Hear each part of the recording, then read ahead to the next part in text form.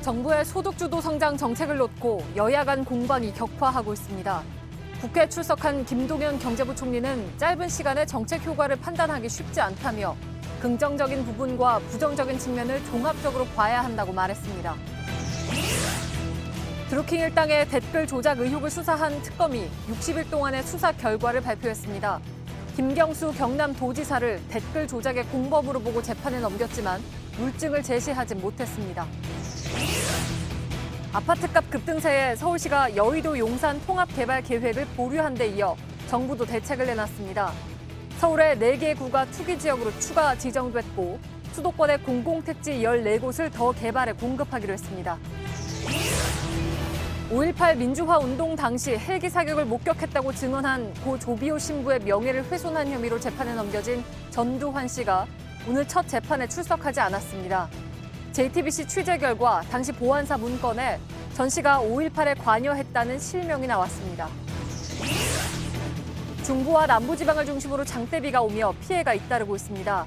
호우특보는 해제됐지만 금요일까지 곳곳에 비가 옵니다. 전직 수영 국가대표 선수가 선수촌 몰카를 찍었다고 자백했는데도 물증이 없어 무죄를 받았던 수영 대표팀 몰카 사건이 2심에서 새로운 국면을 맞을 것으로 보입니다. 당시 피해 영상으로 추정되는 촬영물을 JTBC 취재진이 확보해 검찰에 제출했습니다.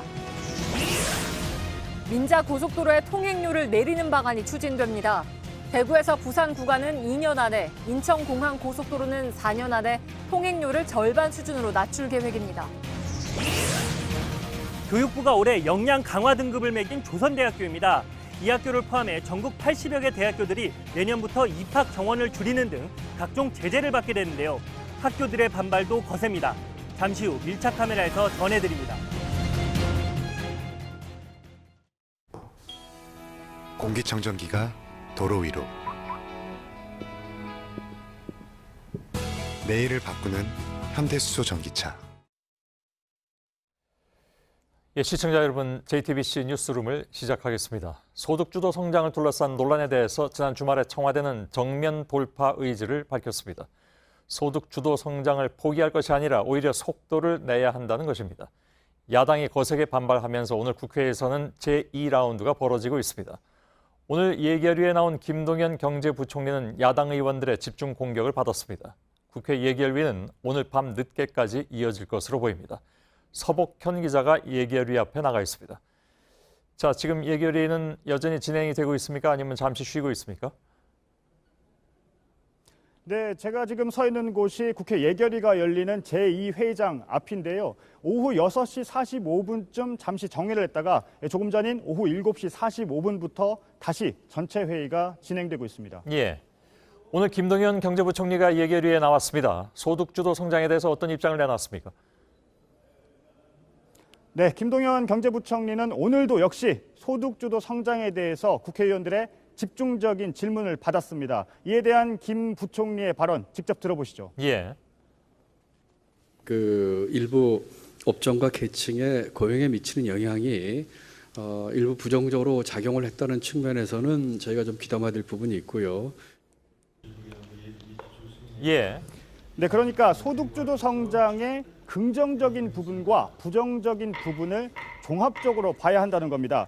소득주도 성장이 일방적으로 잘못됐다는 건 바람직하지 않다는 얘기이기도 합니다. 청와대와의 갈등설에 대해서는 큰 틀에서는 다 같은 생각을 가지고 있다면서 본인에 대한 사의 표명설도 부인했습니다. 예. 주말 사이에 청와대가 소득주도 성장 정책에 대해서 입장을 매우 강력하게 내놨기 때문에 오늘 여야 지도부에서도 반응이 있었을 텐데 민주당은 어떤 입장입니까? 네, 말씀하신 대로 지난 주말에 문재인 대통령은 우리는 올바른 경제정책 기조로 가고 있다 이렇게 말했고요. 다음 날, 그러니까 어제죠. 장하성 청와대 정책실장은 소득주도 성장을 더욱 과감하게 속도를 내야 된다 이렇게 말했습니다. 일종의 정면 돌파를 선택한 것이다 이런 분석이 나오는데요. 오늘 민주당은 청와대의 이런 입장에 힘을 실어줬습니다. 특히 오늘은 신임 당대표인 이해찬 의원이 주재한 첫 최고위원 회의였는데요. 오늘 회의에서 나온 발언 직접 한번 들어보시죠. 예. 소득주도 성장은 이제 본격적으로 시작하는 단계입니다. 속도가 더디다는 비판은 받아들이겠지만 성과가 없다는 비판은 번지수를 잘못 찾은 것입니다. 소득주도 성장과 혁신성장, 공정경제는 국민의 명령입니다. 그 방향은 흔들림없이 지속적으로 가는 것이 맞다. 예. 자, 여당 입장에서는 뭐 당연히 이렇게 나올 수 있는데 한국당은 오늘 공세 수위를 상당히 높인 것으로 알고 있습니다. 네, 그렇습니다. 한국당에서는 오늘 거친 표현들도 많이 나왔습니다. 한국당 김병준 비대위원장 그리고 한국당 김무성 의원의 얘기를 차례로 들어보겠습니다. 예. 소득주도 성장이라는 이름 아래 분배 구조를 바로잡는데 여기에다가 온 힘을 다 쏟고 그것이 지금 많은 문제점을 일으키고 있는데도 불구하고 이게 뭐 오기도 아니고 말이죠. 이 무대포로 이렇게.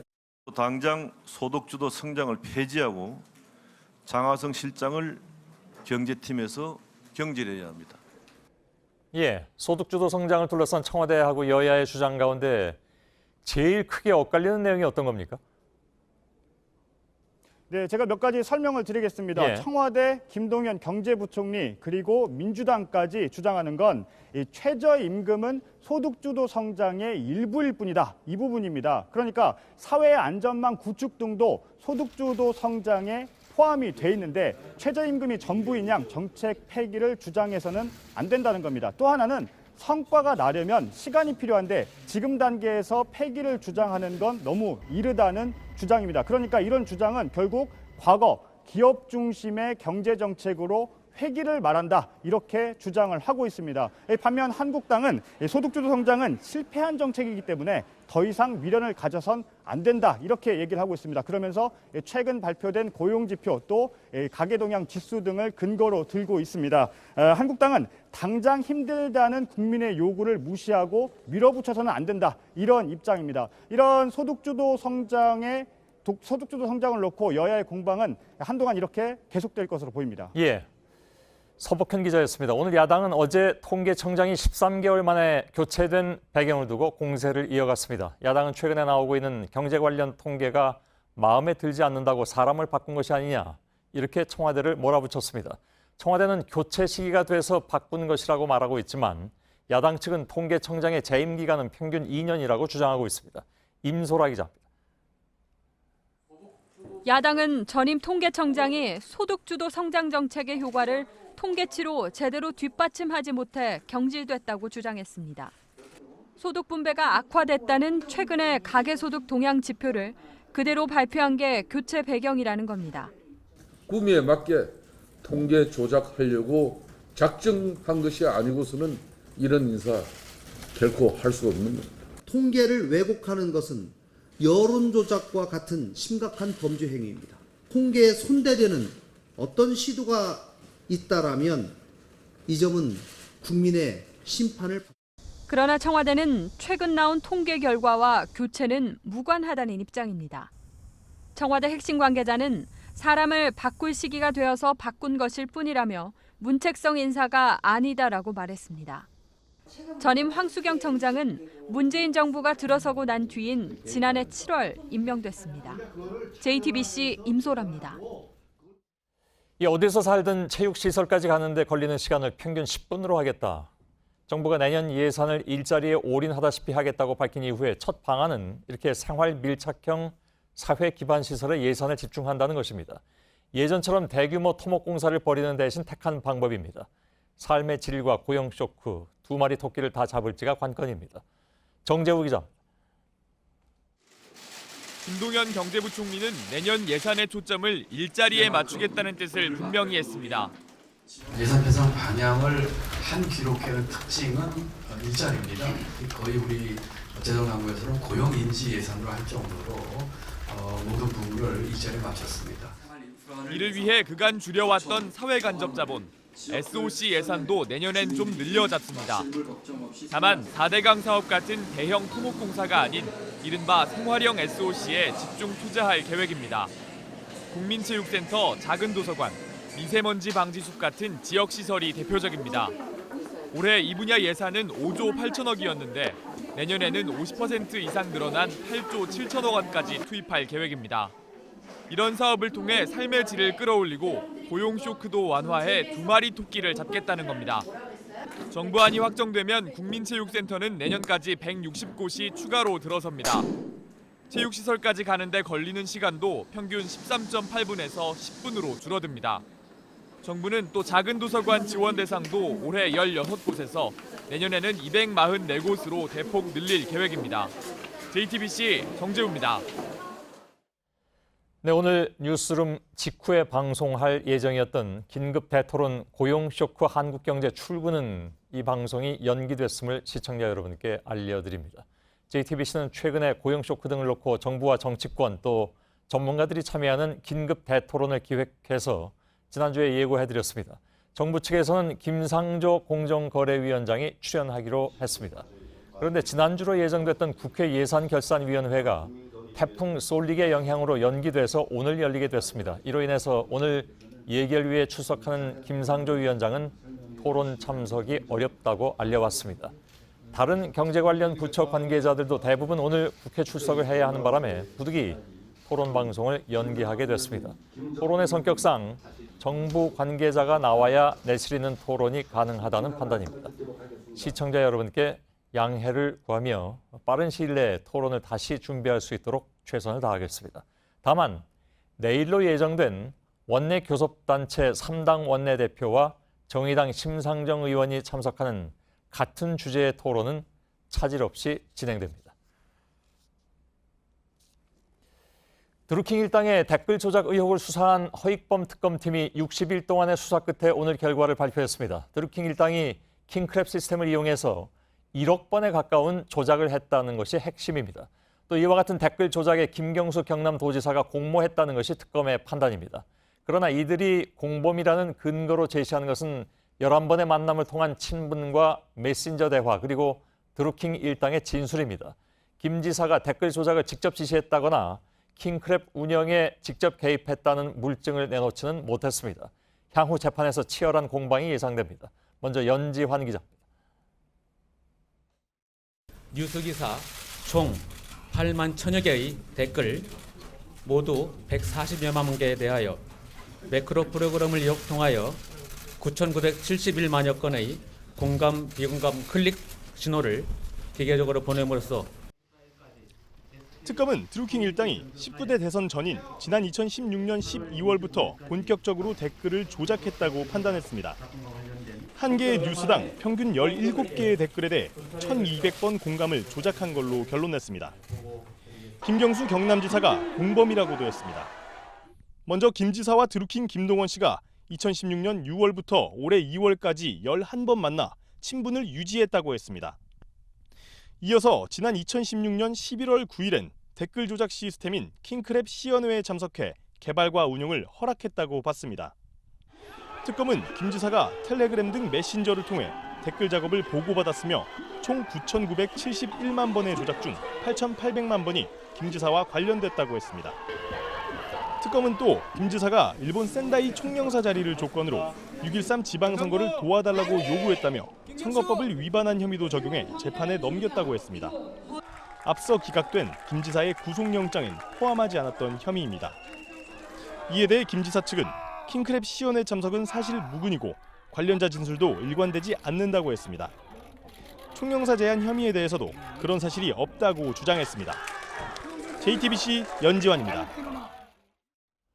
오늘 특검의 발표 자료에는 이례적인 대목이 포함돼서 눈길을 끌었습니다. 드루킹에게 불법 자금이 들어갔다는 배후설, 또 김정숙 여사의 경인선 관련설 등을 포함해서 그동안의 정치권과 언론 등에서 제기한 여러 가지 의혹에 대해서 혐의가 없다는 결론을 내리고 그 근거를 직접 공개한 것입니다. 송우영 기자입니다. 특검은 드루킹 일당이 사용한 돈이 모두 29억 8천만 원이었다고 밝혔습니다. 사무실 임대료와 킹크랩 서버 운영 등에 들어간 자금입니다. 그동안 드루킹 일당에게 불법 자금이 유입됐다며 배후를 의심하는 취지의 의혹이 제기된 바 있습니다. 이에 대해 특검은 비누 판매 등 드루킹 일당의 자체 수입과 지출이 사실상 일치한다며 사실 무근이라고 결론 내렸습니다. 특검은 김정숙 여사에 대해 제기된 이른바 경인선 의혹도 조사했습니다. 경인선은 드루킹 일당이 주축이 된 모임으로 지난해 더불어민주당의 대선 경선 당시 문재인 후보자를 지지했습니다. 당시 김 여사가 경인선에 가자고 말하는 영상이 공개되면서 드루킹 일당의 불법 활동을 알고 있었던 게 아니냐는 의혹이 나왔습니다. 하지만 특검은 김 여사가 경인선 회원들과 인사를 하고 사진을 찍은 것만으론 불법 행위로 볼 수 없다고 했습니다. 이 밖에도 김경수 경남도지사가 킹크랩 시연회를 본 뒤 드루킹 측에 격려금으로 100만 원을 줬다는 의혹에 대해선 처음 진술한 사람의 말이 바뀌었고 다른 회원들은 그런 일이 없다고 진술했기 때문에 사실이 아니라고 결론 내렸습니다. JTBC 송우영입니다. 특검은 60일 동안의 수사를 끝내면서 드루킹 김동원 씨와 김경수 지사 등 12명을 재판에 넘겼습니다. 그러나 수사의 핵심인 드루킹과 김 지사의 공모에 대해서는 오늘 발표에서도 물증을 제시하지는 못했습니다. 벌써부터 치열하게 법정 공방이 전개될 것이라는 전망이 나오고 있는 이유죠. 취재 기자와 좀 더 얘기 나누겠습니다. 정원석 기자가 그동안의 특검을 취재를 해왔습니다. 오늘 특검이 발표한 37쪽의 수사 결과, 그 자료를 보면 김경수 지사와의 공모 의혹을 설명한 부분은 몇 쪽입니까? 3쪽 정도? 그렇게 알고 있는데 이 부분이 수사의 핵심이었죠, 원래? 그렇습니다. 전체 수사 결과 자료 중에 사실 공모 부분에 대해서 3페이지 정도밖에 기술하지 않았다는 점이 더 이상 이번 수사 결과 발표 자리에서 더 내놓을 것이 없었다라는 것을 방증하고 있었는데요. 예. 예, 아무래도 좀 추가적인 내용이 있을 거라는 기대가 있었는데 사실 기존에 나왔던 보도, 수사 과정에서의 보도 내용 그 이상을 다루지는 못했습니다. 예. 일단 김 지사의 공모 혐의에 대해서는 댓글 조작 프로그램인 그 킹크랩 시연회가 2016년 11월 9일에 있었는데 바로 한 달여 뒤쯤부터 가동이 시작이 됩니다. 예. 그리고 특검은 김 지사가 이 킹크랩 시연회에 참석을 했고 고개를 끄덕이는 방법으로 허가를 해줬다고도 보고 있고요. 예. 그래서 드루킹으로부터 관련 보고를 받고 또 기사 링크들을 보내면서 조작을 지시하고 다시 또 보고를 받는 그런 관계였다고 보고 있습니다. 예. 그렇기 때문에 이 관계가 2018년 2월 8일, 그러니까 올해 2월까지 지속이 됐기 때문에 당연히 대선까지도 포함됐었다라는 게 특검의 판단입니다. 예. 혹시 그 3쪽짜리밖에 없다고 했는데 네. 재판 과정에서 뭐 새로운 무엇을 내놓을 가능성 같은 건 없습니까? 뭐 사실 지금까지 봤을 때는 예. 그 두 사람의 대화 내용에서 가령 대선에 우리가 이런 매크로 프로그램을 이용을 해서 댓글을 조작을 하자라는 식의 아주 명확한 대화가 한 번도 없었습니다. 지금까지. 예. 근데 지금까지 그 두 사람의 다른 대화 내용들을 보면은 별게 아닌 약속을 잡는 대화만 하더라도 드루킹 김동원 씨가 그 일일이 꼼꼼하게 캡처를 해두는 모습을 볼 수 있었는데요. 예. 그런데 확실하게 두 사람이 매크로를 언급하는 대화가 없었기 때문에 그것이 있었다라면은 사실 이번 수사 결과에 포함이 됐어야 한다고 생각이 되는데요. 예. 없었기 때문에 앞으로도 재판 과정에서는 이런 확실한 물증으로 다투기보다는 여전히 진술과 정황 증거들로 다툴 가능성이 높다고 보입니다. 한 가지만 더요. 예. 그 핵심 쟁점이 그 중에 하나가 선거법 위반 문제였는데 네. 그게 이번에 그 어떻게 됐습니까? 저 재판으로 넘기는 과정에서? 네, 포함이 됐습니다. 예. 예. 근데 그건 양쪽 말이 엇갈린다면서요? 예. 그러니까 선거법 위반의 핵심 쟁점은 김 지사가 선거를 도와달라고 하면서 이번 지방선거를 도와달라고 하면서 예. 일본의 센다이 총영사 자리를 추천해 주겠다 이런 말을 했다는 의혹인데요. 예. 김 지사 측은 당시 어떤 후보를 도와달라고 했는지 특정도 안 되는 상황에서 드루킹 측의 진술만을 믿고 선거법 적용을 한 것은 말이 안 된다 이런 입장입니다. 예. 당시에 센다이 총영사를 제안을 하는 부분은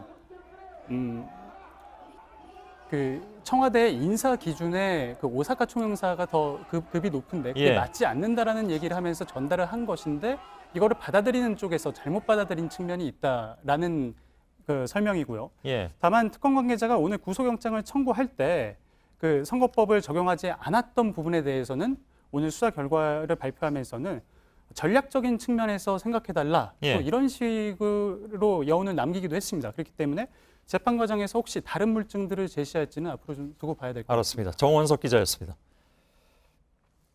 서울의 집값 상승세가 심상치 않자 서울시가 용산 여의도 개발 계획을 보류한 데 이어서 정부도 오늘 대책을 내놨습니다. 서울 동대문구, 동작구 등 4개구를 투기지역으로 추가 지정하는 규제책과 함께 수도권의 공공택지 14군데를 더 개발하는 공급 확대책도 내놨습니다. 채찍과 당근을 동시에 내놓은 셈인데 집값 잡는 효과가 얼마나 날지는 지켜봐야 할 것 같습니다. 이현 기자입니다. 오늘 투기 지역으로 지정된 지역은 4곳입니다. 지난달 집값 상승률이 0.5%를 넘은 동작구, 종로구, 중구, 동대문구가 투기 지역이 되면서 서울 내 투기 지역은 총 15개 구로 늘어났습니다. 투기 지역이 되면 주택담보대출이 세대당 한 건으로 제한되고 대출 만기를 연장할 수 없습니다. 경기도에서는 광명시와 하남시가 투기 과열지구로 지정됐습니다. 투기 수요가 줄어드는 효과가 더 클 것으로 저희가 생각을 하고 있습니다. 정부는 실수요자를 위한 주택 공급도 늘리기로 했습니다. 서울과 수도권에 공공택지지구 14곳을 더 개발해 24만 호를 짓습니다. 하지만 규제 대상 지역에서는 상승 기대에 아직 집주인들이 매물을 내놓지 않고 있습니다. 지금 물건 자체가 없네요. 찾는 사람 많은데. 정부는 대출과 세금 규제책을 추가로 내놓을 방침이지만 집값을 잡기엔 너무 늦은 것 아니냐는 우려가 나옵니다.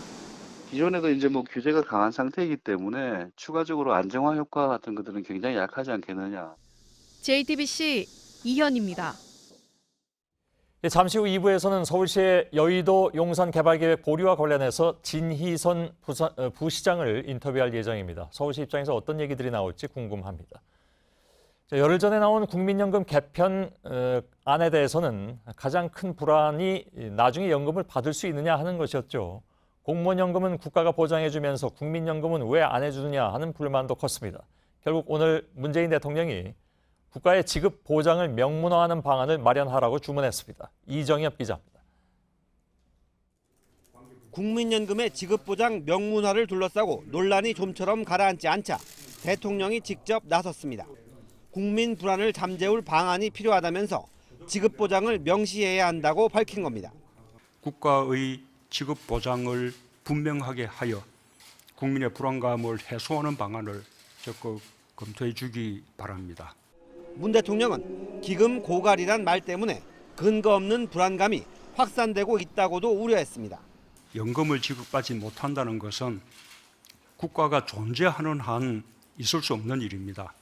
지난주 박능후 복지부 장관과 이낙연 총리에 이어 마지막으로 대통령이 지급보장 명문화에 쐐기를 박은 모양새입니다. 이에 따라 다음 달 확정되는 정부의 최종 개편안에 국가가 지급을 보장한다는 내용이 포함될 전망입니다. 다만 국가가 지급을 보장하면 채무로 잡혀 신인도에 악영향을 끼칠 수 있는데 정부 부처들은 이를 우회할 방법을 찾고 있습니다. 정부안과 별도로 이미 여당 의원들을 중심으로 비슷한 내용의 법안이 발의된 상태입니다. JTBC 이정엽입니다. 전두환 씨의 38년 만의 사과는 결국 이루어지지 않았습니다. 고 조비오 신부는 5.18 민주화운동 당시 헬기 사격을 목격했다고 증언한 바 있죠. 그러나 전 씨는 지난해 출판한 회고록에서 조 신부가 거짓말을 한다, 심지어 사탄이다 이렇게 주장한 바 있습니다. 조 신부에 대한 명예훼손 혐의가 인정돼서 열리게 된 오늘 첫 재판에 전두환 씨는 출석하지 않았습니다. 알츠하이머 투병 중이어서 재판을 받을 수 없다는 것이 이유였습니다. 그런데 전 씨는 줄곧 5.18과 자신은 관계가 없다고 주장을 해왔습니다. JTBC는 5.18 대책회의 참석자 명단에 전두환 장군이라고 적힌 문건을 새롭게 발견했습니다. 이 소식은 잠시 후에 전해드리기로 하고 먼저 전두환 씨 없이 열린 재판 소식부터 보도해드리겠습니다. 정진명 기자입니다. 전두환 씨는 끝내 첫 재판에 나타나지 않았습니다. 이 때문에 첫 기일에 해야 하는 본인이 맞는지 혐의 사실을 인정하는지를 묻는 절차는 제대로 이루어지지 않았습니다. 대신 나온 변호사는 알츠하이머를 이유로 댔습니다. 건강상 이유로 불가피하게 어제 출석을 하지 못하게 되셨습니다. 하지만 재판부는 의문을 제기했습니다.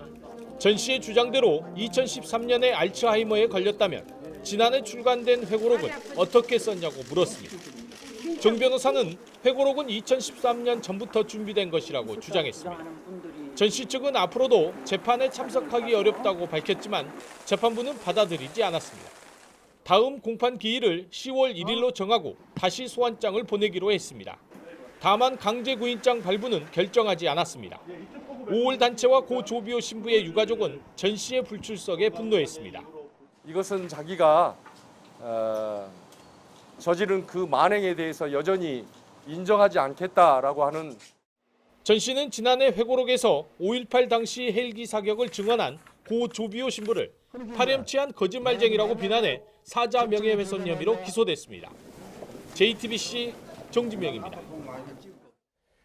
나는 1980년에 광주에 간 일이 없다. 5.18과도 아무런 관련이 없다.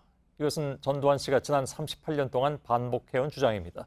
어찌 보면 전 씨의 사과와 해명은 이 주장을 깨야만 받아낼 수 있는지도 모르겠습니다.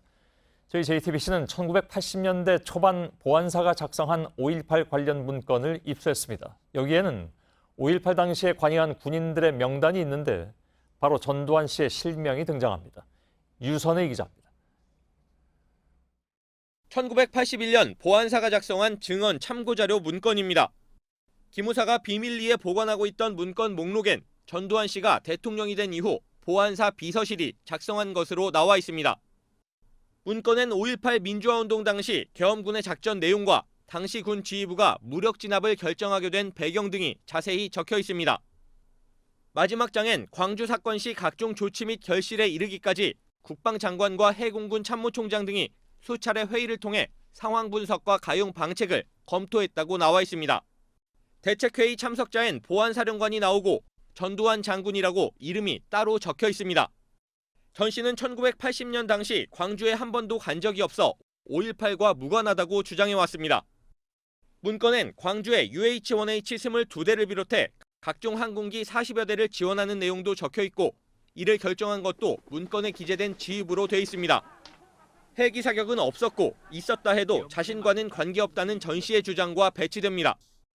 문건엔 또 5월 18일부터 광주에 특전사와 24단을 투입하는 명령도 당시 군 지휘부 회의에서 결정됐다고 적혀 있습니다. 이 부분은 다음 달 5.18 특별법에 따라 구성될 진상규명위원회가 1980년 5월 21일 계엄군의 전남도청 앞 집단 조준발포 명령자를 규명하는 데도 중요한 단서가 될 전망입니다. JTBC 유선입니다. 대웅제약의 윤재승 회장이 직원들에게 폭언과 욕설을 한 녹취록이 공개돼서 파장이 커지고 있습니다. 회사 안팎에서는 쉬쉬하던 일이 결국 터졌다는 반응이 나오고 있습니다. 현재 외국에 머물고 있는 윤 회장은 경영에서 손을 떼겠다는 입장을 내놨습니다. 신아람 기자입니다.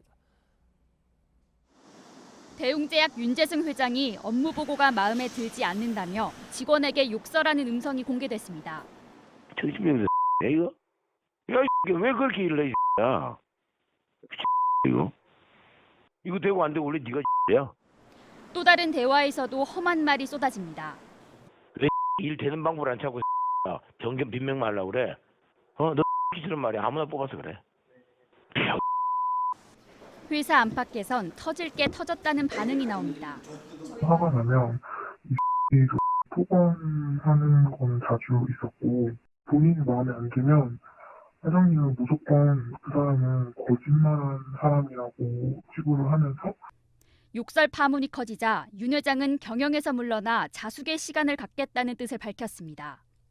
검사 출신인 윤 회장은 대웅제약 창업주인 윤영환 명예회장의 셋째 아들로 2014년 9월 대웅제약 회장 자리에 올랐습니다.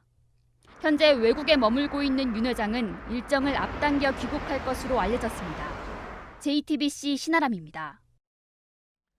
함승희 전 강원랜드 사장이 재직 당시에 법인카드를 사적으로 사용한 정황이 나왔습니다. 특히 서울 방배동 설해마을에서 314번이나 썼는데 시민단체에서는 함 전 사장이 지극히 사적인 비용으로 쓴 것이 아니냐는 의혹을 제기하고 있습니다. 송승환 기자입니다.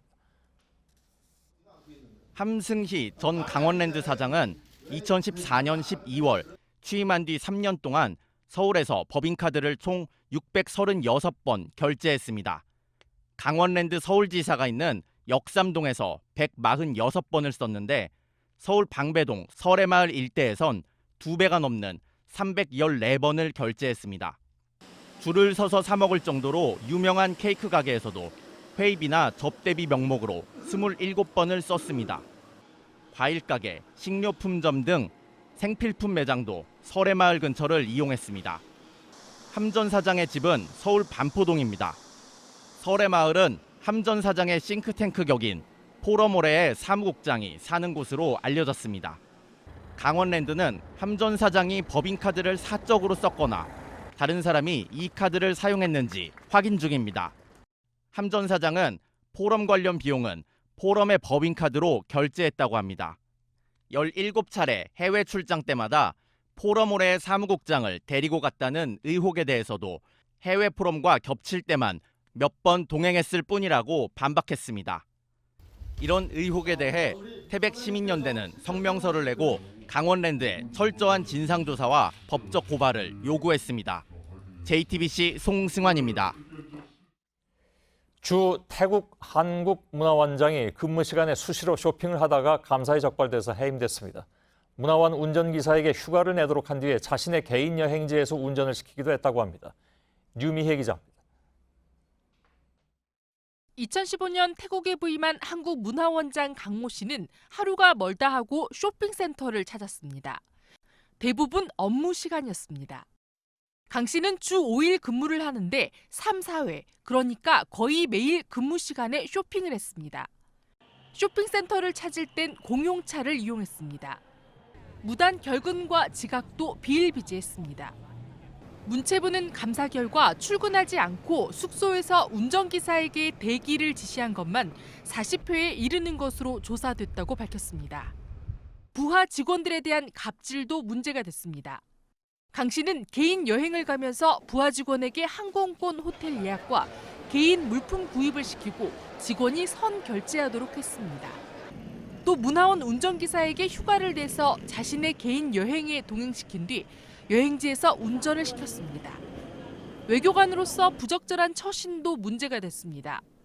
태국 기관과의 미팅 때 식사 도중 말없이 사라지거나 약속을 일방 취소한 일도 수차례 있었던 것으로 드러났습니다. 문체부는 지난 최순실 국정농단 사건의 온상입니다. 정권이 바뀐 지가 1년 지났지만 아직도 근무 기간의 해이가 도를 넘고 있다고 보여집니다. 문체부는 강 씨를 최근 해임했습니다. JTBC 유미입니다. 네, 태풍이 지나자마자 남부지방에 폭우가 내렸습니다. 광주에선 차들이 고립되기도 했고 중부지방도 피해가 잇따랐습니다. 게릴라성 호우는 내일도 이어집니다. 박상욱 기자입니다. 찻길도 인도도, 건물 밖도 건물 안도 온통 누런 흙탕물에 잠겼습니다. 고가도로 위의 차들은 진출입 구간이 모두 잠겨 2시간가량 옴짝달싹 못했습니다. 광주 백운광장 일대에는 시간당 최고 65mm의 비가 내렸습니다. 막 금방 물이 차오고 막 연락 와버려. 저건 기계가 몇 천만 원짜리가 다 차오고 이것을 어쩌냐고. 발목까지만 적셨던 빗물이 순식간에 허벅지 높이까지 차오르는 모습이 고스란히 CCTV에 찍히기도 했습니다. 도로의 빗물 처리 시설은 이물질에 막혀 오히려 피해를 키웠습니다. 광주에서만 오늘 비로 9세대 13명이 이재민이 됐고 차량 20대가량이 침수됐습니다. 대구에선 하천이 넘쳐 인근 도로가 아침 한때 통제됐고 대전에선 밤사이 건물지하가 침수되는 등 24건의 비 피해가 접수됐습니다. 전북 익산에선 비닐하우스 30개 동이 물에 잠기는가 하면 전남 순천에선 흙탕물과 돌덩이가 논밭을 덮쳤습니다. 비가 며칠 동안 이어졌지만 기상청은 일단 가을 장마는 아니라는 입장입니다. 가을 장마가 되려면 북태평양 고기압이 약해져야 하는데 고기압은 여전히 한반도 남쪽에서 세력을 유지하고 있습니다. 중국 남부의 열대저압부가 이 고기압을 따라 수증기를 공급해 중부와 남부 지방에 많은 비를 뿌렸다는 분석입니다. 내일도 충청 이남 지역엔 30에서 80mm의 비가 내릴 전망입니다. JTBC 박상욱입니다. 네, 이렇게 비가 많이 올 때 도로 가장자리에 설치된 빗물바지가 제 역할을 해줘야겠죠. 하지만 담배꽁초와 쓰레기로 가득 차 있습니다. 이혜원 기자가 점검했습니다. 한꺼번에 많은 비가 쏟아질 때 빗물바지는 중요한 역할을 합니다. 빗물을 모아 다른 쪽으로 흘려보내 도로와 주변 건물이 물에 잠기는 걸 막는 겁니다. 그런데 비가 내린 뒤 취재진이 확인해본 빗물바지엔 담배꽁초가 빼곡합니다. 각종 쓰레기까지 쌓여있고 진흙도 섞여 끈적거립니다. 담배꽁초를 갖다 버려버리니까 저녁에 보면 많이 쌓인다고. 사실 매일 청소한다는 것도 그건 아무래도 좀 힘든 부분이고. 빗물바지가 실제 어떤 역할을 하는지 실험한 영상입니다. 쓰레기와 나뭇가지가 뒤엉킨 상태에서 물을 흘려보냈더니 순식간에 넘쳐 흐릅니다. 이번엔 덮개로 아예 막아봤습니다. 시간당 50mm 이상 비가 내리자 10분도 안 돼 인도까지 물이 차오릅니다. 이런 빗물바지는 서울에만 48만 개에 달합니다. 점검은 각 구청이 맡고 있지만 숫자가 너무 많아 쉽지 않고 신고가 들어오면 현장에 나가는 등 마땅한 대책이 없습니다. JTBC 이혜원입니다. 폼페이오 미 국무장관의 북한 방문이 지난 주말 갑자기 취소되면서 북미 관계가 다시 멈추었습니다. 청와대에선 폼페이오가 결국 다시 방북할 거라고 보고 있습니다. 다만 남북 공동 연락사무소를 개설하는 문제는 영향이 없다고 볼 수는 없다는 반응입니다. 청와대 취재기자 연결하죠. 정재훈 기자, 청와대가 방북이 취소된 배경을 좀 알아봤을 것 같은데 우선 방북이 곧 다시 이루어질 거라고 보고 있습니까? 네, 일단 청와대는 주말 동안 미국 측 채널을 가동해서 정확한 취소 배경을 알아보는 데 주력했습니다. 그 결과 조만간 재방북도 가능할 거라는 판단입니다. 지난 6월 북미 정상회담 직전에도 이 트럼프 대통령이 회담을 전격 취소했다가 다시 열기도 한 만큼 이번에도 너무 비관적으로만 볼 필요는 없다는 분석입니다. 네, 비관적으로만 볼 필요는 물론 없겠지만 이게 조금 낙관적인 시각으로 보일 수도 있는 게 청와대가 당장 개성의 남북 공동 연락사무소를 개소하는 데 영향을 받을 수 있다 이렇게 인정을 하지 않았습니까? 네, 물론 그렇습니다. 김의겸 청와대 대변인은 영향이 없다고 할 순 없다 이렇게 말하면서 새로운 상황이 발생했으니 그에 맞춰서 다시 한번 상황을 점검해 볼 필요가 있다고 말했습니다. 다만 북한이 상황 변화에 대해서 어떻게 보고 있는지는 답을 기다리고 있는 중이라고 말했는데요. 그러니까 이 폼페이오 장관의 방북이 무산된 이후에도 남북 간 채널은 여전히 가동되고 있는 걸로 보입니다. 이 때문에 문 대통령 방북을 위해 진행 중이던 논의 역시 계속해서 이어질 거란 판단입니다. 네, 논의를 계속하고 있으면 그러면 다음 달 중순이죠. 남북 정상회담은 그대로 하는 겁니까? 네, 일단 청와대 고위 관계자는 우리 측이 폼페이오 장관이 방북할 수 있도록 역할을 하는 것도 맞지만 그렇다고 거기에만 매달려서 우리 일정 자체를 늦출 필요는 없다고 설명했습니다. 또 미국이 우리 측에 공식적으로 속도 조절 차원에서 남북 정상회담을 늦춰달라고 요구한 적도 없다고 덧붙였습니다. 청와대는 오히려 9월 평양 정상회담을 통해서 북미 관계를 푸는데 주도적인 역할을 할 거라는 입장입니다. 하지만 폼페이오 장관 방북 무산 과정에서 우리 정부의 입장이 거의 반영되지 않은 만큼 어떤 결정적인 계기가 없다면 당분간은 북미 관계에 있어서 얼마나 영향력을 행사할 수 있을지는 현재로서는 낙관적이지만은 않은 상황입니다. 네, 정재훈 기자가 전해드렸습니다. 북한에 억류됐던 일본인 관광객이 보름여 만에 풀려나서 오늘 중국에 도착했다고 교도통신이 보도했습니다. 지난 2002년에도 스파이 혐의로 북한에 붙잡혀 있던 일본인이 석방되면서 본격적인 북일 교섭의 진전이 이루어진 바 있습니다. 이번 석방을 계기로 북일 관계의 돌파구가 열릴지 주목됩니다. 2년 전에 국가대표 수영선수였던 정모 씨가 선수촌 여성 탈의실에 몰래카메라를 설치해서 적발된 이른바 수영대표팀 몰카 사건이 있었습니다. 당시 저희 보도 이후에 큰 논란이 됐지만 작년 12월에 1심 재판부는 몰카를 찍었다고 자백한 정 씨에게 무죄를 선고했습니다. 몰카를 봤다는 참고인도 있었지만 재판부는 진술과 자백만으로 유죄가 안 된다는 원칙을 내세웠습니다. 이것을 두고 법조계에서는 사체 없는 살인사건과 같다는 말까지 나왔죠. 그런데 저희 취재진이 당시 피해 영상으로 추정되는 촬영물을 확보해서 지난주에 검찰에 제출했습니다. 검찰은 항소심이 새로운 국면으로 바뀔 중요한 단서로 보고 있습니다. 전영희 기자입니다. 수영 국가대표팀이 훈련하는 진천 선수촌입니다. 선수촌 여자 탈의실에서 불법 촬영물이 찍혔다는 사실이 알려진 건 지난 2016년 8월입니다. 수영대표팀 총감독은 자진 사퇴했고 합숙 훈련은 중단됐습니다. 피의자로 지목된 전 수영대표 정모 씨는 선수촌은 물론 과거 체육고등학교에서도 몰래카메라를 찍었다고 자백했습니다. 검찰과 경찰은 관련 동영상을 복원하지 못했지만 몰카를 봤다는 참고인 진술을 확보했습니다. 진천 선수촌이라며 최고에서 찍었다는 거 그것도 맞고 미친 것 같다 막 그런 말을 하긴 했어요. 진짜 통제가 안 돼 막 계속 찍는데. 검찰은 정 씨를 포함해 5명을 기소했지만 지난해 12월 1심 재판부는 이들에게 무죄를 선고했습니다. 정 씨가 찍은 동영상이 존재하지 않고 참고인들이 봤다는 영상도 누가 찍은 건지 분명하지 않단 겁니다. 검찰은 즉각 항소했지만 지금까지 진행된 2심에서 새로운 증거는 나오지 않았습니다. 그런데 취재진이 당시 선수촌에 있던 선수들이 촬영된 영상을 입수했습니다. 해당 영상이 찍힌 장소는 2016년 8월 대한체육회가 공개한 진천 선수촌 수영장 여자 탈의실 내부 구조와 비슷합니다. 탈의실 내부 옷장 모양도 같습니다. 영상은 샤워실 맞은편에 설치한 몰래카메라로 촬영된 것으로 추정됩니다. 만약에 선수촌 아니라고 하면 이렇게 바로 있을 거면 시합장밖에 없을 것 같은데 김치하는가 없이하는가 그런데 사실 없진 않거든요. 연도별 대표 선수 명단과 비교해보니 정 씨가 자신이 영상을 촬영했다고 진술한 바로 그 시점과 같았습니다. 영상을 제보한 사건 관계자는 누가 진짜 범인인지 꼭 진실을 밝히고 싶었다고 말했습니다. 지금까지 찾지 못했던 동영상이라는 게 실체가 드러났으니까 다시 원점으로 돌아가야죠. 취재진은 지난주 수요일 이 영상물을 수원지방검찰청에 임의 제출했습니다.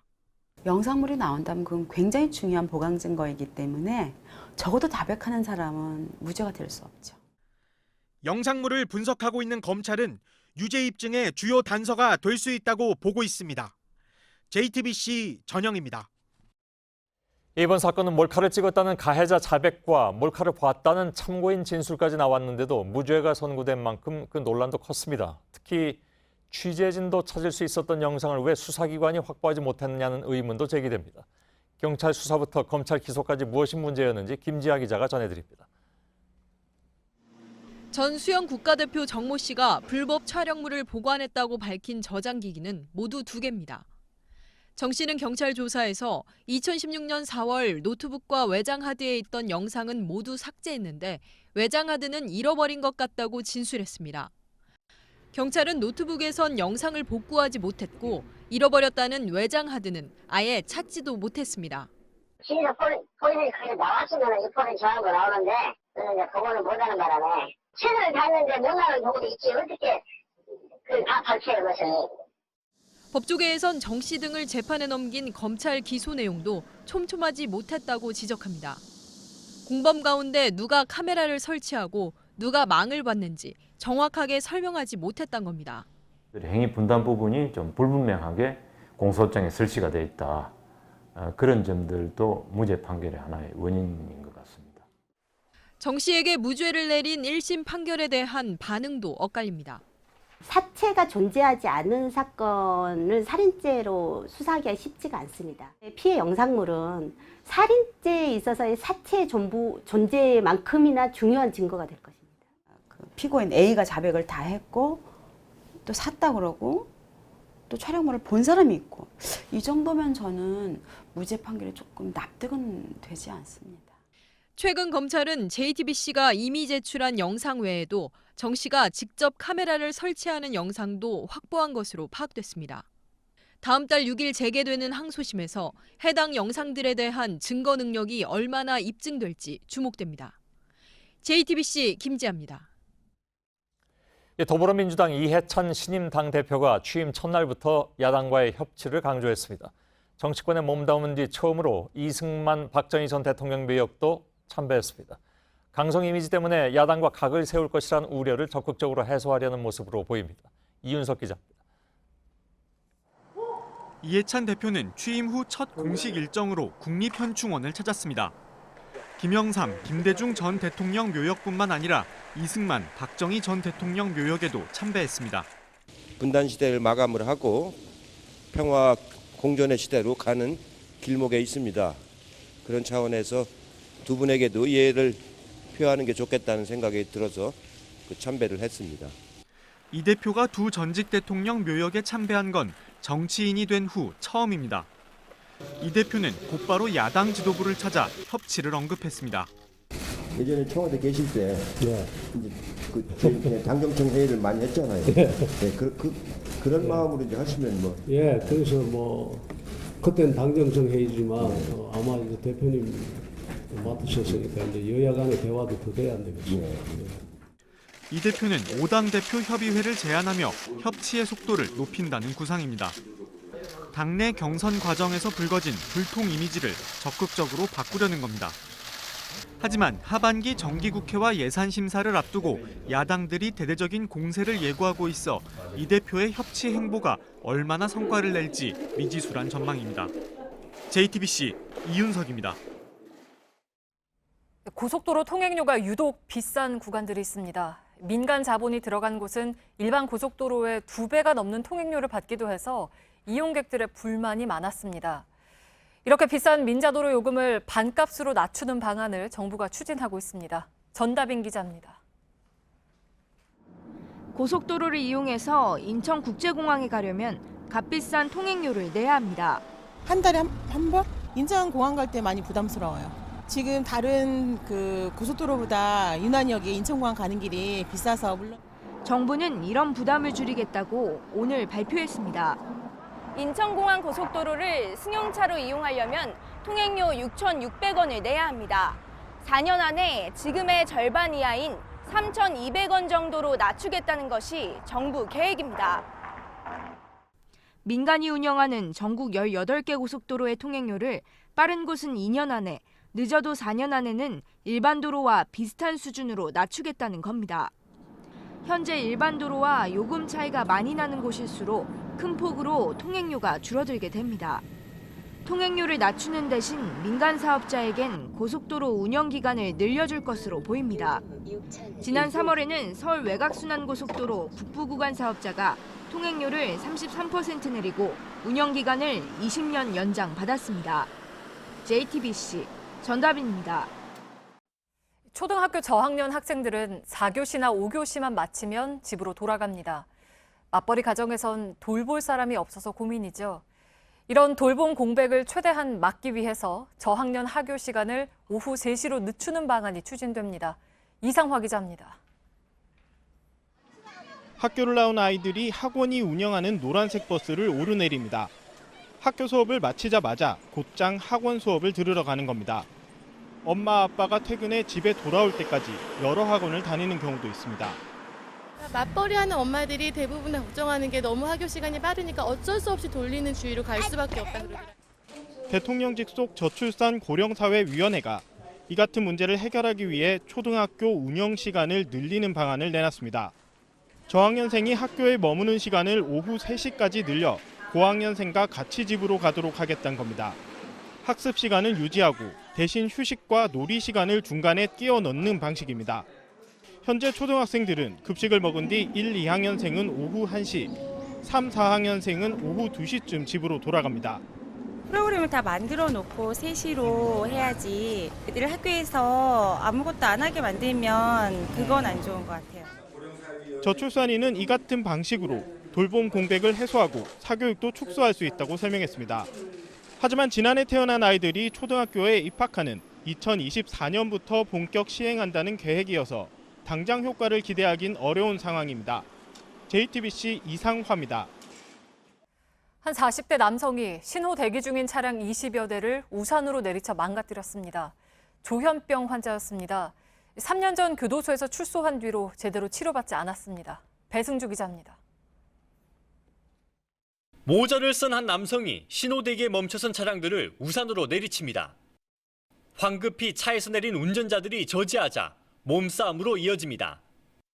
조현병을 앓는 47살 정모 씨인데 어제 오후 3시쯤 경남 창원시 산호등 일대에서 우산으로 차량 24대를 부셨습니다. 정 씨는 3년 전에도 비슷한 일로 교도소에 다녀왔습니다. 교도소에선 상담도 받고 약도 착실히 먹었습니다. 하지만 출소한 이후 방치됐습니다. 결국 최근에 상태가 극도로 악화된 겁니다. 경찰서 유치장에 수감돼서도 난동은 멈추지 않았고 병원 진료를 받기 전까진 경찰 조사도 진행되지 못했습니다. 화장실 출입문을 때려부시고 변기를 때려부시고 그 앞에 집어 던져가지고 그거 맞아. 정 씨처럼 교도소에서 정신질환 치료를 받은 사람도 출소하면 증상이 아무리 심각해도 본인이 알아서 관리해야 합니다.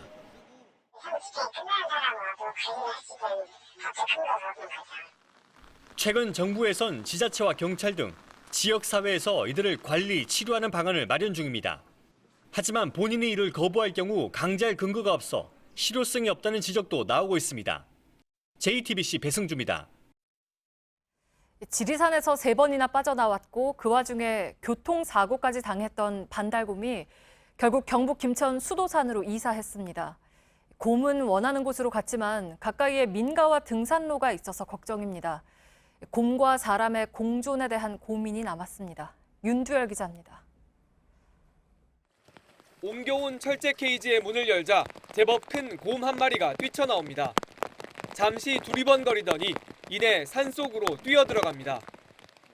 3번이나 서식지인 지리산을 빠져나와 김천 수도산으로 향했던 반달곰 KM53입니다. 올해 5월엔 수도산으로 가던 중 교통사고가 나 왼쪽 앞발이 부러졌습니다. 국립공원 관리공단은 고심 끝에 수술을 받고 회복한 이 곰을 김천 수도산에 풀어주기로 했습니다. 문제는 곰의 행동 반경입니다. KM53은 100km 정도를 움직이는데 수도산의 반경은 고작 5km에 불과합니다. 수도산에 머무를 수도 있고 주변을 떠날 수도 있고 이렇게 행동권이 좀 더 활발할 거라고 생각하기 때문에 주민들은 불안합니다. 내가 산에를 엄청 다니는 사람이거든요. 근데 이제 산에 못 간다 했지. 김천시와 환경부는 주민과 등산객에게 곰을 만났을 때 행동 요령 등을 알리고 있습니다. 산에서 곰을 만났을 경우에는 등을 보이고 도망을 가는 것이 아니라 이렇게 시선을 마주하고 뒷걸음질을 치며 자리를 벗어나야 합니다. 먹을 것을 주거나 사진을 찍어서도 안 됩니다. 국립공원 관리공단은 이 곰이 수도산에 완전히 정착하면 암컷 반달곰을 추가로 방사해 서식지를 늘려가는 방안도 검토하고 있습니다. JTBC 윤두열입니다. 생중계되던 온라인 게임 화면을 통해서 갑자기 총성이 들리고 중계가 멈춥니다. 미국에서 온라인 풋볼 게임을 하던 중에 일어난 일입니다. 한 참가자가 경기에 졌다는 이유로 게임이 진행되고 있는 현장에서 총을 난사했고 2명이 숨지고 10명 넘게 다쳤습니다. 심재우 특파원입니다. 온라인 게임 화면입니다. 게이머의 조이스틱 조작에 따라 게임 속 풋볼 선수들이 분주히 움직입니다. 갑자기 총성이 10여 발 들립니다. 비명소리도 이어지더니 생중계되던 게임은 곧 중단됐습니다. 플로리다주 잭슨빌의 한 게임바에서 총기 사고가 발생했습니다. 용의자는 온라인 풋볼 게임 토너먼트의 지역 예선에 참가한 게이머였습니다. So there were 3 deceased individuals at the scene. One of those being the suspect who took his own life. 목격자들은 용의자가 1대1 경기에서 패배한 뒤 한 참가자와 말다툼을 벌였고 무대 뒤로 사라졌다가 몇 분 뒤 다시 나타나 총기를 난사했다고 말했습니다. 우승 상금은 $5,000로 오는 10월 라스베가스에서 열리는 결승 토너먼트에 참가할 수 있는 자격이 주어지는 대회였습니다. 현장에서 총상을 입고 살아남은 게이머의 어머니는 총탄 자국이 선명한 재킷 사진을 소셜미디어에 올리기도 했습니다. 게임바 인근 고교에서는 지난 2월 총기 난사로 학생 17명이 숨지면서 미국 전역에서 총기 규제 운동을 확산시킨 바 있습니다. 뉴욕에서 JTBC 심재호입니다. 필리핀에서 우리 국민이 총격으로 숨지는 사고가 또 발생했습니다. 외교부는 필리핀 관광지 세부의 한 모텔에서 어제 저녁 한국인 20대 남성이 8발의 총상을 입고 현장에서 숨졌다고 밝혔습니다. 피해자는 일정 기간 현재 체류하고 있었습니다. 필리핀 수사당국은 필리핀 사람 1명을 용의자로 특정하고 쫓고 있습니다. 한 남성이 들것에 실려나갑니다. 이틀 전 부산 송도 해수욕장에서 열린 전국 해양 스포츠 대회에서입니다. 해상 다이빙 대회에 참가한 48살 김모 씨가 다이빙을 한 뒤 모래바닥에 머리를 부딪혀 목뼈가 부러졌습니다. 주최 측인 부산 서구청은 경기가 진행되면서 썰물로 바뀌어 수심이 얕아졌다고 해명했습니다. 가습기 살균제에 들어가 문제가 된 성분이 들어있는 스프레이형 세제가 판매 중지됐습니다. 한국소비자원은 메칠 이소치아 졸리논 MIT가 들어있는 멜라루카의 욕실과 유리용 세제를 회수 조치했습니다. 이 성분은 씻어내는 방식의 제품에만 0.01% 이하로 써야 합니다.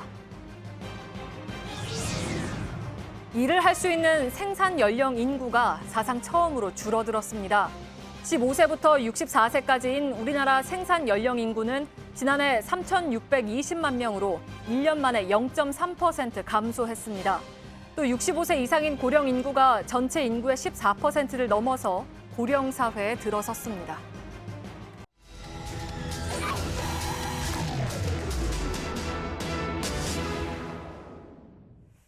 교육부가 지난주 전국 300여 개 대학교의 역량 진단 결과를 내놨습니다. 이 가운데 3분의 1에 달하는 학교에 대해서 스스로 개선이 어렵다고 판단했습니다. 이 학교들은 내년에 신입생을 적게 받아야 하고 일부는 국가 장학금도 신청할 수 없습니다. 그 피해는 고스란히 학생들 몫입니다. 밀착 카메라 손광균 기자입니다. 해방 직후인 1946년 문을 연 조선대학교입니다. 올해 신입생만 4천 명이 넘습니다. 그러나 내년부터는 신입생 정원을 최소 10% 줄여야 합니다. 지난주 교육부가 발표한 대학 기본 역량 진단에서 최상위 아래 등급인 역량 강화 학교로 선정됐기 때문입니다. 교육 여건과 재정 건전성 등을 점수로 환산했는데 조선대를 포함한 전국 66개 학교가 이 등급을 받았습니다. 방학 중에 소식을 접한 재학생들은 황당하다는 입장입니다. 돈 어디다 썼냐, 좀 여러 가지 제가 모르는 거 불이익이 있을 수도 있겠다 생각을 했어요.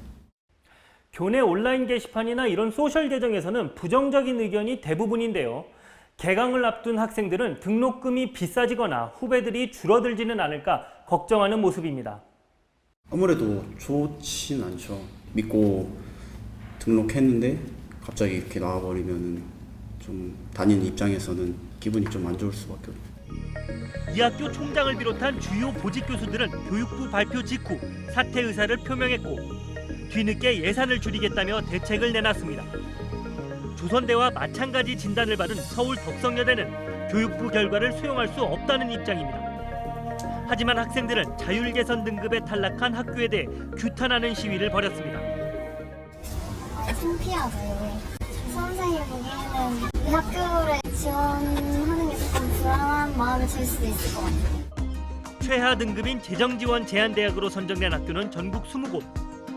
신입생 규모를 줄이는 건 물론이고 학생들도 국가 장학금이나 학자금 대출을 받을 길이 막힙니다. 일부 대학들은 교육부에서 제대로 된 기준을 설명하지 않았다며 반발하고 있습니다. 왜 이 점수를 받았으며 앞으로 이 점수를 보완하기 위해서 어떤 노력을 학교에서 기울여야지만 보다 나은 대학으로 자리매김을 할 수 있을 것이라는 설명만 있다고 해도 교육부의 평가 방식이나 기준을 두고도 이의 제기가 끊이지 않고 있습니다. 이 학교는 2015년보다 점수를 20점 가까이 올렸지만 이번에도 최하 등급을 받았는데요. 학교는 교육부로부터 구체적인 설명이나 감점 요인을 듣지 못했다고 주장합니다. 교육부 입장은 다릅니다. 기준들은 굉장히 세세하게 나갔거든요. 그걸 또 설명회를 하고 연수도 했어요. 저희 평가 편람이 대학별로 한 100페이지가 넘는 평가 편람의 세부 기준들이 다 공개가 되어 있고 교육부와 대학들이 책임을 떠넘기면서 피해는 고스란히 학생들과 인근 지역 경제로 이어지고 있습니다. 강원도 동해의 유일한 대학교였던 한중대학교는 2015년 교육부 진단 최하 등급을 받았습니다. 대학은 3년 만에 유령 캠퍼스로 방치됐습니다. 인근 상가와 부동산도 상황은 비슷합니다. 학교는 좋다고 해서 올라왔는데 학교 가고 나니까 뭐 이것도 저것도 다 안 돼. 상권이고 뭐 없죠. 아무것도 없어요. 실제로 2015년 역량진단에서 최하 등급을 받은 4년제 대학 5곳 가운데 3곳은 최근 2년 사이에 문을 닫았습니다. 저도 장사를 지금 접을까 생각 중이에요. 글쎄요, 지역 경제가 없다고 봐야죠. 지금 볼 때는. 제가 원래 동해 사람이거든요. 네, 근데 전혀 여기는 경기가 없어요. 정원 감축뿐만 아니라 국가의 재정 지원도 끊기게 될 학교들은 사면초가 분위기입니다. 사회 구조적인 문제라며 넘어갈 게 아니라 장기적인 해결 방안을 내놔야 할 겁니다. 밀착 카메라 손광균입니다.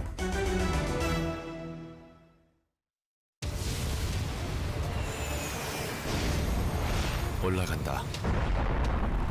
세상의 높이가, 우리의 기회가.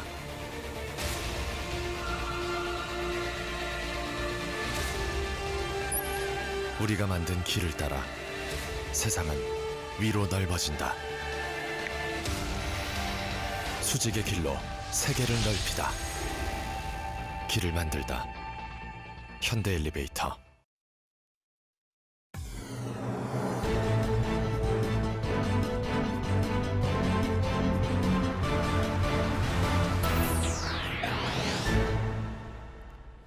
뉴스룸의 앵커 브리핑을 시작하겠습니다.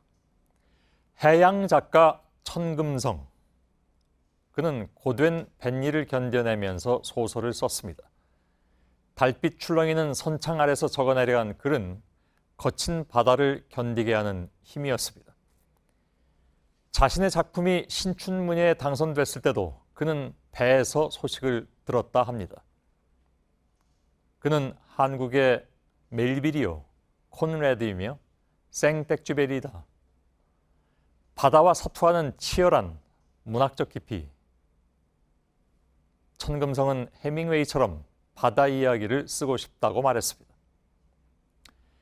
그런 그의 인생이 어긋나기 시작했던 계기는 바다가 아닌 무태 딱 한 번 발을 들인 이후였습니다. 전두환 장군의 전기를 써보지 않겠느냐. 착수금 50만 원을 들고 찾아왔던 허문도 중앙정보부장 특별보좌관과의 만남. 원고지 1200장 분량의 전두환 전기 환강에서 부각까지는 그렇게 해서 만들어졌습니다. 전두환의 전기 작가. 이후 그는 더 이상 한국의 해밍웨이가 될 수는 없었습니다. 바다에서도 육지에서도 설 자리가 없어졌다. 낙인은 오랜 세월 그를 짓눌렀고 인세를 받아 배를 하나 사려 했다던 작가는 자신이 쓴 그 글의 굴레에 갇혀서 쓸쓸하게 잊혀갔습니다. 반면에 환강에서 부각까지의 주인공이었던 젊은 장군은 긴 시간 권력을 무기로 살아남아 당당함을 이야기했습니다. 그 당당함은 종래에는 그 스스로 펜을 들어 자신만의 시대적 소명을 논하게 만들기도 했죠. 그러나 과함은 모자람만 못하다 했던가. 총으로 일어섰던 그는 펜으로도 무사람들에게 상처를 입혔고 법정을 거부한 그의 이유는 이랬습니다. 방금 전의 일들도 기억하지 못하는 지경의 알츠하이머. 그는 모두 잊은 것인가? 아니, 그것은 잊힐 수 있는 것인가? 바다에서도 육지에서도 설 자리가 없어졌다. 작가 천금성은 그날의 선택을, 수없이 되새김했을 회한의 그 순간을 잊지 못했을 것입니다. 반면 자신이 주역이 되어 가해했던 봄날 그 거리에 대한 모든 기억을 잃었다 하는 가해자는 지금으로부터 꼭 38년 전인 바로 오늘 8월 27일 대통령에 당선되어 당시에는 영원할 것만 같았던, 그러나 지금은 잊었다 하는 가장 높은 권좌에 올랐습니다. 오늘의 앵커 브리핑이었습니다.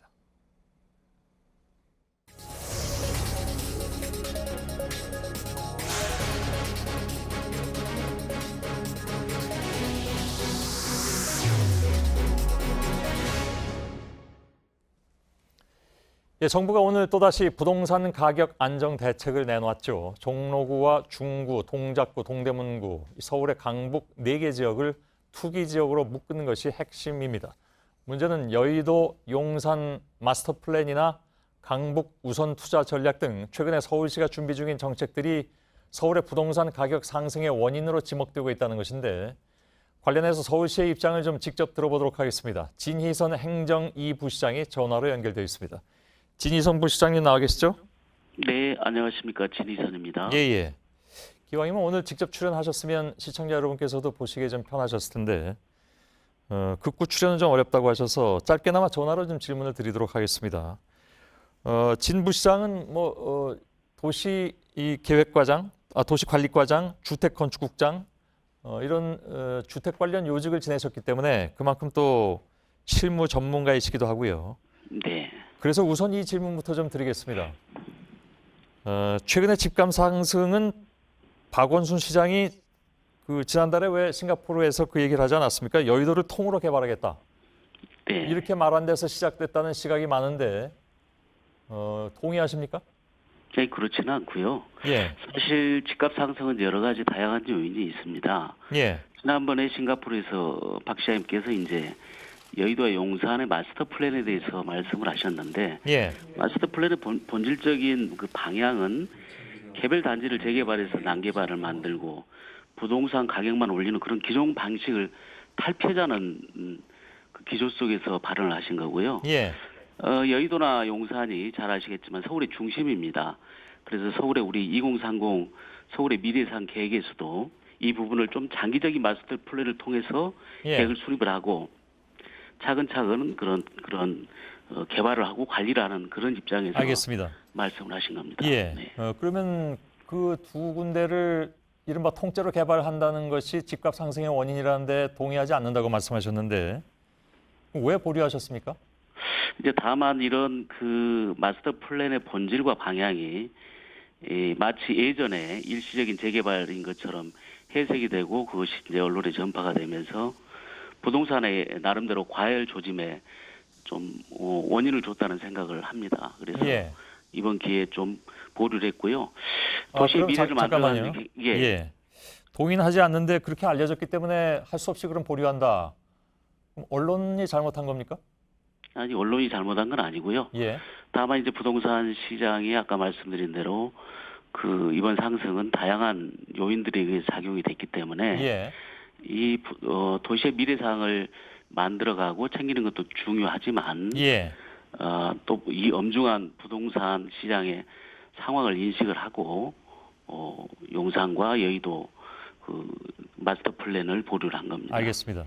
네. 이 문제는 사실 그 부동산 문제는 그 전 정부도 그렇고 특히 이번 정부 들어서 어떻게든 부동산 값은 잡겠다라는 의지가 굉장히 강했던 것으로 알고 있고 그래서 여러 가지 그동안의 대책도 나왔습니다. 다시 말하면 네. 서울시에서 이 이른바 통째 개발이라는 얘기를 내놓을 그 당시에 이미 부동산은 크게 문제가 돼 있었고 그래서 거기에 뭔가 잘못된 신호를 주는 것에 대해서 굉장히 우려하는 분위기가 있었습니다. 그래서 여의도를 싱가포르처럼 통째 개발하겠다고 했을 때 이미 문제가 많이 지적이 됐습니다.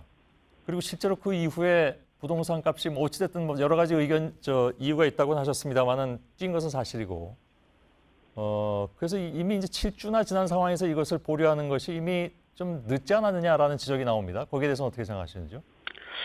사실 박 시장님이 취임하시고 나서 예.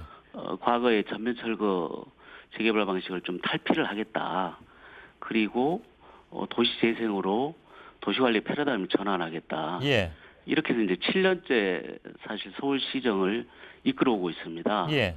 또 저도 도시재생본부장을 또 3년을 해왔었고요. 예. 이런 전반적인 어떤 체계 속에서 여의도와 용산에 대한 미래 구상이 나온 겁니다. 예.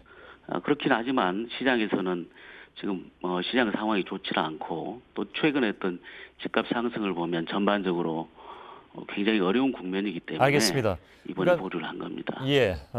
뭐 다시 질문을 똑같이 반복하지는 않겠습니다만은 네. 서울시에서 이 계획을 내놨을 때 이미 부동산 값은 크게 이슈였고 거기에 대한 잘못된 신호를 던진 것이 아니냐 하는 문제 제기는 있었다는 말씀을 드렸습니다. 그리고 말씀하신 대로 박 시장은 7년 동안 그 부동산 문제를 접하는 도시개발 문제를 접하는 그 연장선상에서 이렇게 택하고 있다고 말씀하셨는데 대부분의 전문가들은 이것은 오히려 박 시장답지 않다라는 분석도 내린 바가 있습니다. 그렇게 일단 전달을 해드리고요.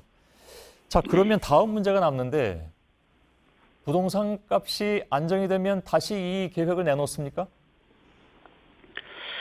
사실 여의도와 용산은 아까 말씀드린 대로 우리 서울에 굉장히 중추적인 위치에 있는 곳입니다. 예. 그래서 서울의 마스터 플랜 2030 도시 기본계획에서도 도심 중에 하나로 설정이 되어 있고요. 예. 그래서 이 부분이 특히 여의도 같은 경우는 지금 개발한 지 40년이 넘어서 50년째 다가오는데 예. 이번에 한번 어떤 식으로든지 재건축이 되고 나면 우리 후손들에게 한 100년 이상이 지속되는 도시 공간을 마련을 하게 될 겁니다. 그래서 이 부분에 대해서는 도시의 미래를 구상을 하고 또 도시의 밑그림을 그리고 예. 쾌적한 도시 공간을 마련하는 그 어떤 시장의 기본 책무라는 입장에서 이곳을 체계적으로 또 유기적으로. 아니요, 그러니까 제가 드린 질문은 그 말씀 아까 하셨는데요. 네네. 제가 드린 질문은 지금 부동산 가격이 이 문제로 인해서 다시 뛰어오른다면 그것은 서울시가 바라는 것이 아니니까 그럼 보류한다라는 것까지는 알겠는데 네. 그래서 언제가 될지 모르겠으나 부동산 시장이 안정이 되면 다시 한다고 하셨잖아요. 근데 네, 그렇습니다. 그 기준도 애매하고 또 한 가지는 부동산 시장이 겨우 그러면 안정이 되는데 거기에 이걸 또 던져놓으면 그때 가서 또 뛰면 어떡합니까? 그래서 아마 경실련 쪽에서는 네. 경실련 같은 시민단체에서는 아예 이 계획을 폐기하라라고 얘기 나오는 것 같은데 답변이 여전히 같으십니까? 여기가 매우 중요한 지역이기 때문에 개발을 해야 된다는 말씀이신가요? 지금 부동산 그 앙등 상황을 보면 예. 작년 한 5월부터인가요? 예. 지금 1년이 조금 넘는 동안에 이렇게 부동산이 굉장히 상승을 했었고 그 이전에는 굉장히 안정기를 그건 좀 따져봐야 될 것 같습니다. 예. 네네. 상당히 안정된 기간을 가져왔습니다. 그리고 서울시에서 어떤 그 개발 계획이나 이런 도시관리 마스터 플랜은 예. 이번뿐만이 아니고 예전에도 많은 발표들이 있었죠. 예.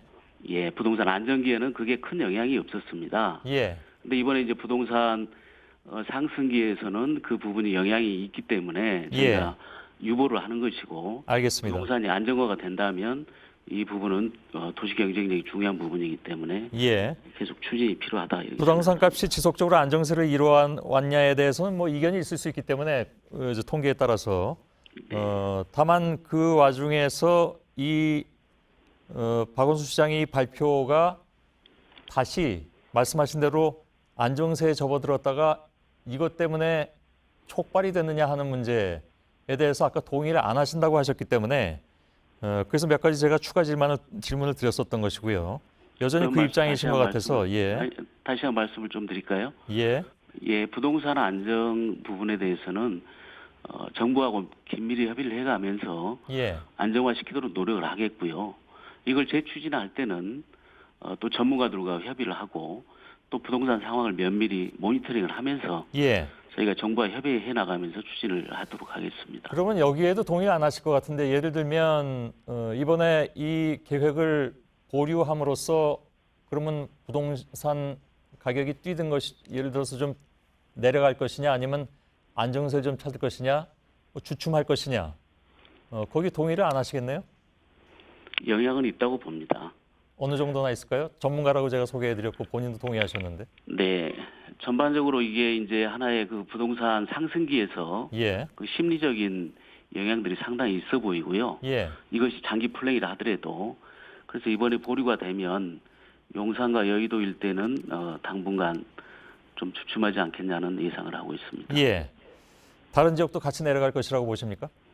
다른 지역들은 이제 파급 효과가 어떻게 미치느냐에 따라서 좀 달라질 것으로 보입니다. 예, 일단은 의견으로 받아들이겠습니다. 저희들도. 그나저나 강북 4개의 지역은 지금 규제가 들어가 있는 상황이 됐습니다. 네. 그런데 뭐 아신 것처럼 서울시는 강북을 개발하겠다고 하셨기 때문에 정부하고는 지금 전혀 반대의 입장이 돼버린 상황인데 강북 개발도 그러면 서울시가 좀 주춤해야 되는 건가요? 지난번에 시장님께서 그 옥탑방 생활을 마치면서 강남북 균형 발전 차원에서 이제 강북에 대한 그 말씀을 하셨는데요. 그 주 내용을 보면 기존의 개발 방식이 아니고 마을과 골목을 살리자는 내용입니다. 그 구체적인 내용을 보면은 그 빈집이나 집수리 또 골목의 리모델링을 통해서 주거 환경을 개선을 하고 지역 경제로 활성화시켜서 생활 상권을 살리자. 그리고 교육이나 문화, 돌봄 이런 마을과 공동체에 대한 얘기를 주로 한 것이지 어떤 정전의 어떤 뉴타운이나 재개발의 문제를 얘기한 건 아닙니다. 예, 알겠습니다. 그러시다가 갑자기 여의도하고 용산을 통째로 개발하시겠다니까 시장에서는 좀 놀라기도 했겠죠. 그러니까 용산이나 여의도도 아까 말씀드린 대로 어떤 장기 플랜 속에서 마스터 플랜을 마련을 하겠다. 그리고 개별적인 개발이 들어왔을 때는 그 장기적인 마스터 플랜에 대한 지침에 의해서 알겠습니다. 체계적이고 종합적인 개발을 하겠다. 이런 의미였습니다. 네. 예, 일단 알겠습니다. 여기까지만 좀 진행하도록 하죠. 서울시 진희선 행정 2 부시장이었습니다. 고맙습니다. 네, 감사합니다. 예.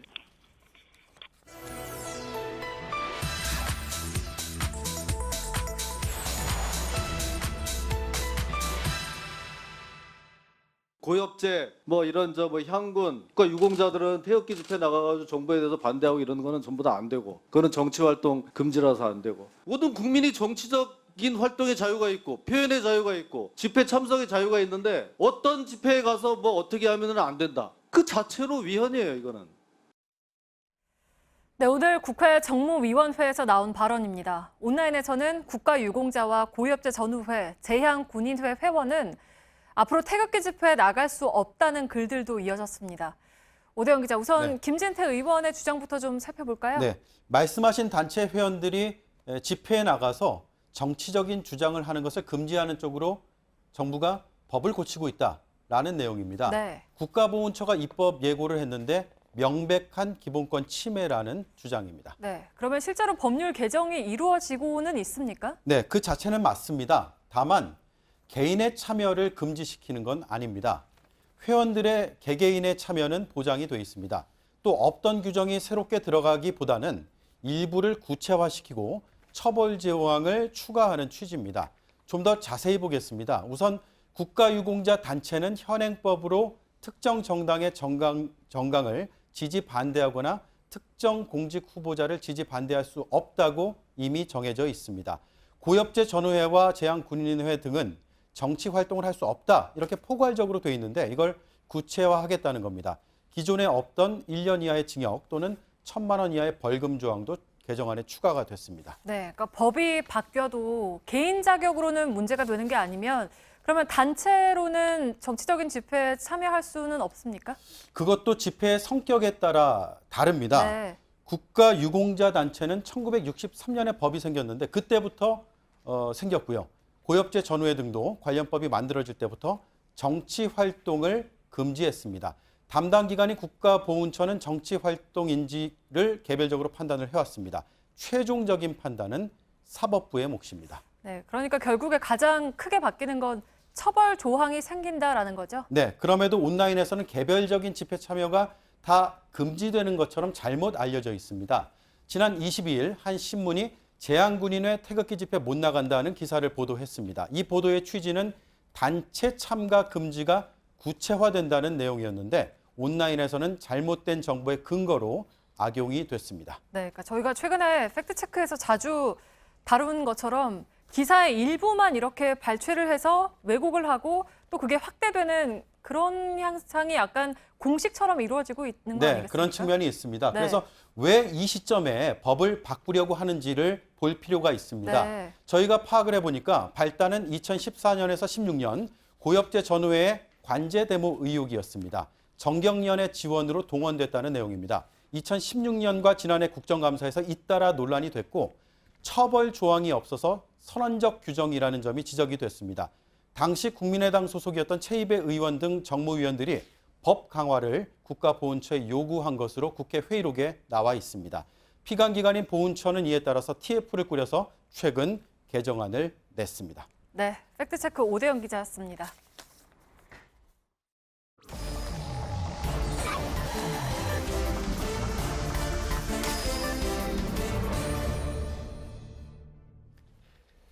예, 비하인드 뉴스 시작하겠습니다. 박성태 기자가 나와 있습니다.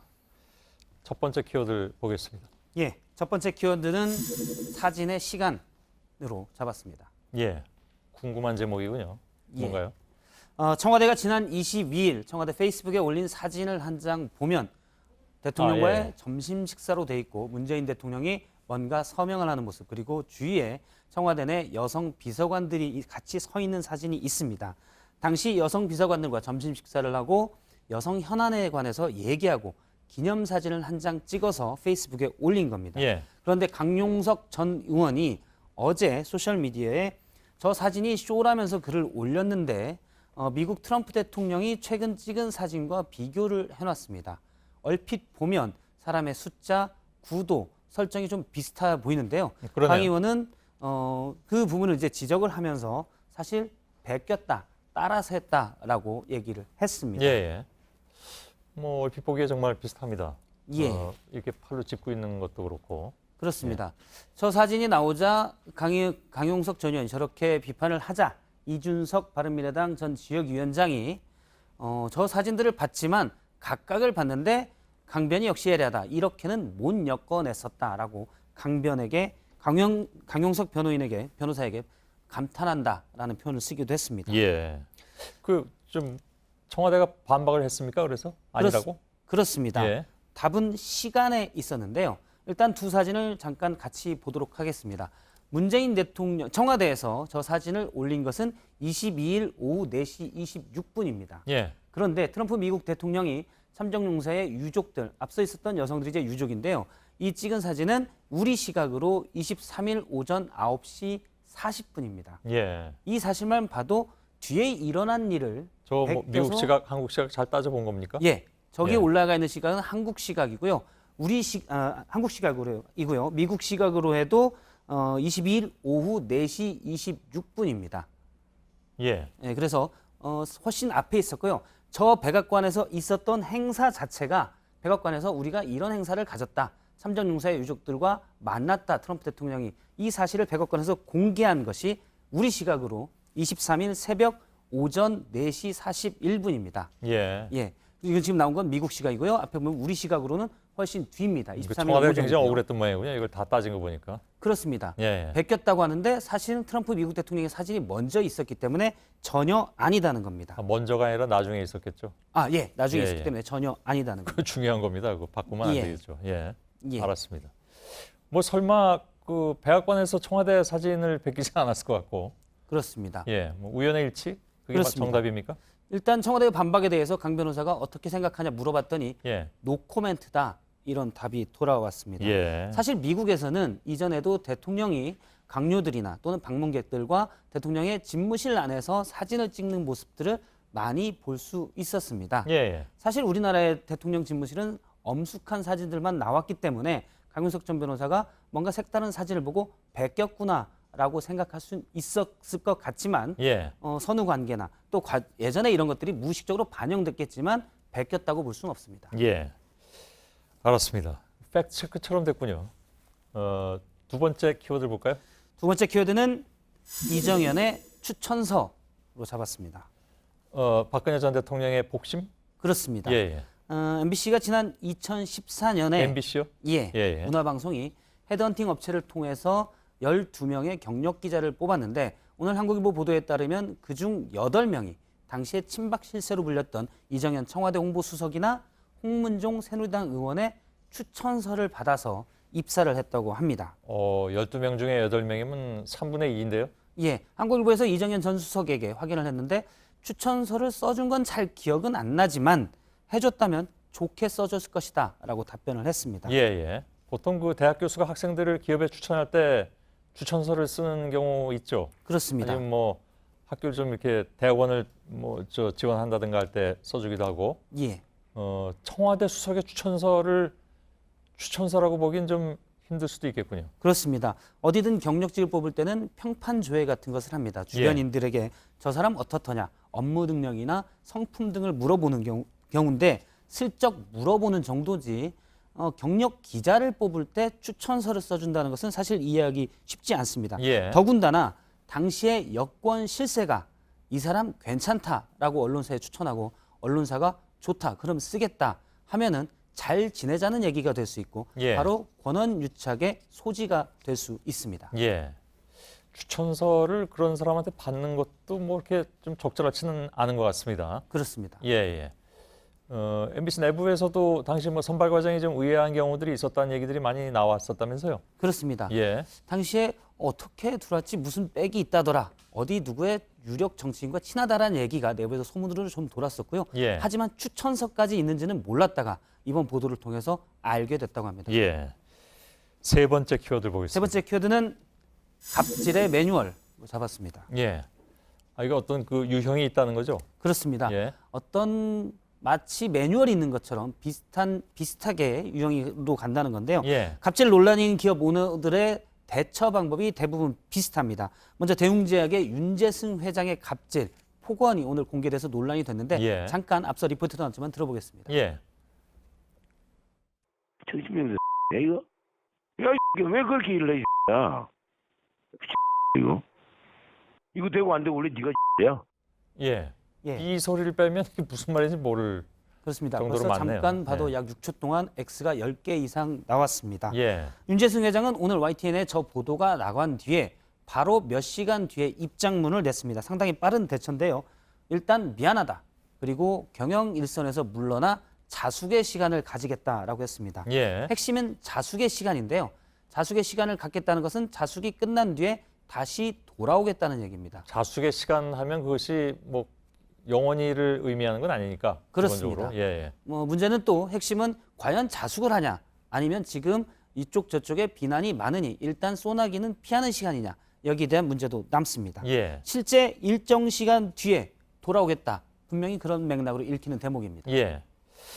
과거에 들은 예는 너무나 많지 않습니까? 그렇습니다. 최근 들어서도 그렇고. 예. 예. 그래서 제가 매뉴얼이라는 표현을 쓴 건데요. 예. 대표적인 것이 바로 2014년에 땅콩 해안 논란으로 상당히 오랫동안 떠들썩했던 조현아 전 대한항공 부사장이 고개를 깊게 숙이고 사과하고 그룹 내 모든 자리에서 물러나겠다고 했는데 3년여가 지난 뒤에 계열사 사장으로 돌아온 바가 있습니다. 예. 이해욱 대림산업청 부회장도 운전기사에게 폭언을 했다가 유죄 판결까지 받았는데 올해 주총에서 대표이사직에서는 물러났는데 등기이사직은 유지를 했습니다. 예. 건설업계의 경우 사고가 나거나 이런 경우가 있을 때 대표이사가 책임을 지는 경우가 많기 때문에 예.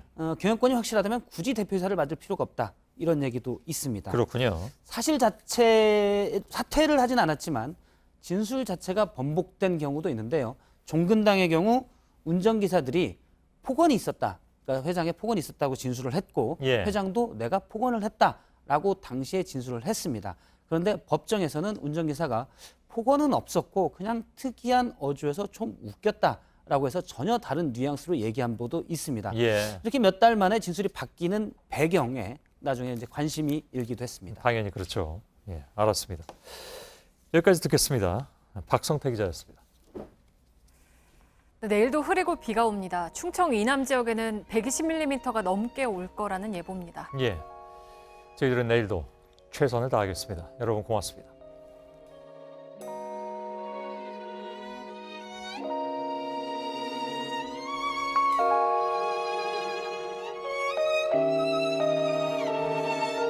우리 집에 매일 나 홀로 있었지. 아버지는 택시 드라이버 어디냐고 여쭤보면 항상 양화대교. 아침이면 머리맡에 놓인 별사탕에 라면 땅에 새벽마다 퇴근하신 아버지 주머니를 기다리던 어린날의 날 기억하네. 엄마 아빠 두 누나 나는 막둥이 귀염둥이 그날의 날